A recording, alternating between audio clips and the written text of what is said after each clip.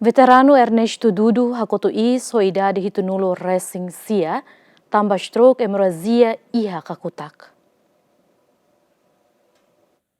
Veteranu Ernesto Dudu hakotu ia loron hitu fulang mayune, mais ou menos tuku 5 dader e Hospital Nacional. Tuir diretor apoio diagnóstico no terapêutico Hospital Nacional, Vidal de Jesus Lopes, Veteranu Dudu diagnosa stroke hemoragia kakutak, nebe ho nível AS, mas que médico especialista sira halo esforço barak, mas bela consegue salvar. Itania comandante, itania paciente, itania aman, veteranos Ernesto Dudu. Minha mãe vai sair dia desde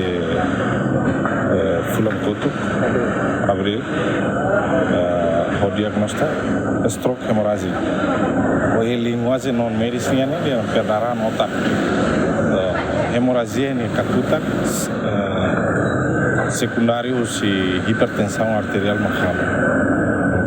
Emini vai ser durante semana toda agora. Esforço tu recurso tu a mim oferece toma, mas ita la consegue salvar. Especialista sira o tudo halo ni esforço, mas la consegue salvar.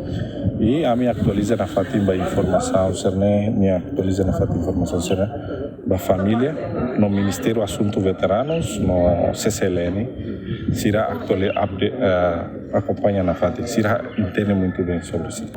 Depois de loronhira, hemoragia ne aumenta tanto, rebleeding, itu evolusi terminologia médica dan hemoragia ulang filafali.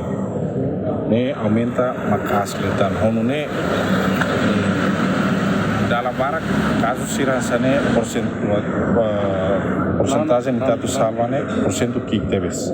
Veteranu Ernesto Dudu baixa e Hospital Nacional durante semana tolu, o siloron sanulu fulang abril to hakotu saudoso oan husi mau bota homarta, no oan dahuluk husi mau waling nain hat, no saudoso iha oan nain sia, fetonen no mane nain tolu. Santina de Jesus, Adérito Ximenes, GMN.